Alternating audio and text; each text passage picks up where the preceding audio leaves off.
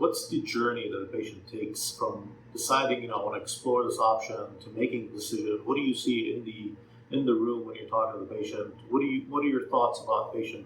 When do they start this journey? Whether it's LASIK, whether it's RLE, whether any sort of vision correction procedure that's done.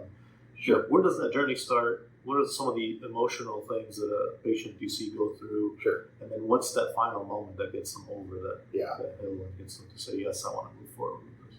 It's hard for me to talk about a patient journey without talking about my own, experience, my own patient journey, if you will.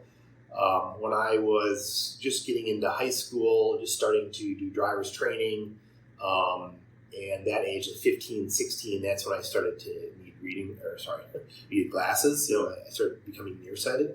And interestingly enough, my dad's an optometrist, but he didn't recognize it right away.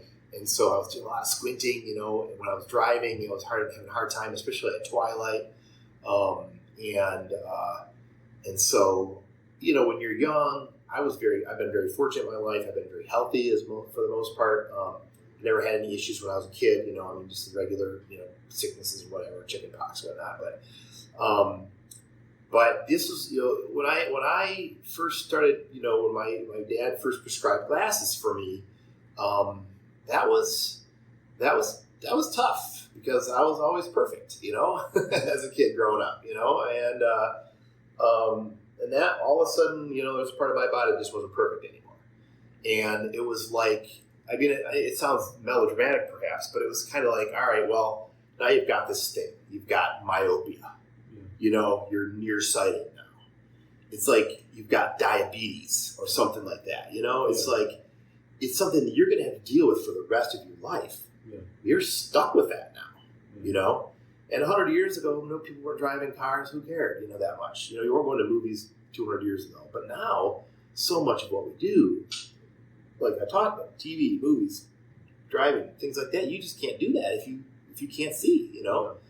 And so it was kind of like, it was tough, and I was a freshman in high school, which is also a tough time in people's lives, I didn't have the greatest, middle school experience either. And so, going into school with glasses on, was not a great thing, And so, of course, I went straight to contact lenses as fast as I possibly could.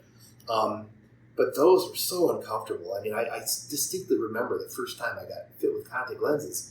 I was just, my body was shocked. I remember just like, it was just like, it was awful, to be honest. And it was so hard for me to get a good fit with contacts. It was very difficult. I've always been good with my hands. I'm a microsurgeon. But just putting in contacts was just a nightmare,